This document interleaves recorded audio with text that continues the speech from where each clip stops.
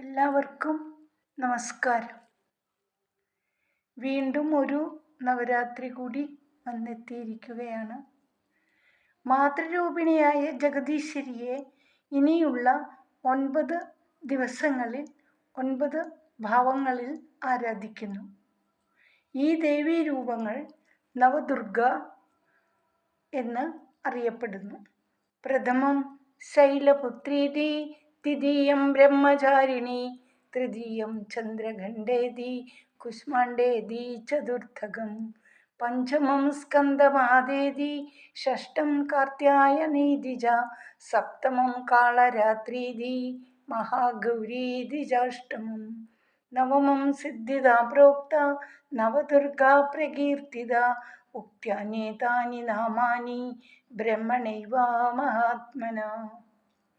ദേവീ കവചത്തിൽ ദേവിയുടെ 9 ഭാവങ്ങളെ ഇപ്രകാരം പ്രകീർത്തിച്ചിരിക്കുന്നു.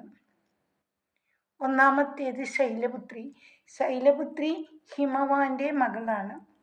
ഒന്നാം രാത്രി ശൈലപുത്രിയുടെ ആരാധന നടത്തുന്നു. രണ്ടാമതായിട്ട് ബ്രഹ്മചാരിണി. ശിവന്റെ പത്നിയായി ഇരിക്കുവാൻ നാരദമുനിയുടെ നിർദ്ദേശപ്രകാരം കഠിന തപസ് അനുഷ്ഠിച്ചതിനാൽ ബ്രഹ്മചാരിണി എന്നു നാമം ലഭിച്ചു. മൂന്നാമത്തേത് ചന്ദ്രഘണ്ഡ.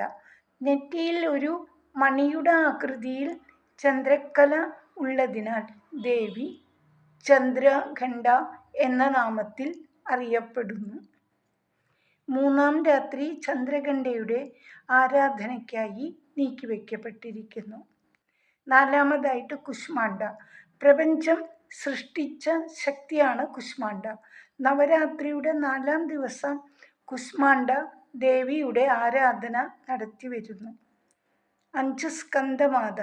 ബാലമുരുകനെ മടിയിലിരുത്തി അനുഗ്രഹം നൽകുന്ന ദിവ്യരൂപമാണ് 5ാം ദിവസത്തിലെ ആരാധന. കാർത്യായന ഋഷിയുടെ പുത്രിയായി അവതരിച്ച ദേവിയാണ് കാർത്യായനി. 6ാം രാത്രി ഈ ദേവിയുടെ ആരാധനയാൽ മഹത്വപൂർണമാകുന്നു. 7. കറുത്ത ശരീരവർണ്ണമുള്ള കാളരാത്രി ദുർഗയുടെ രൗദ്രഭാവമാണ്. കാളരാത്രി ഭാവത്തിൽ ദേവിയെ ആരാധിക്കുവാനുള്ള ദിവ്യദിനമായി 7ാം ദിവസം സമർപ്പിക്കപ്പെട്ടിരിക്കുന്നു. 8ാമത്തെ ദിവസം പ്രശാന്തതയുടെയും വിജ്ഞാനത്തിൻ്റെയും പ്രതീകമായി ദേവിയെ ഗൗരിയായും ദുർഗയായും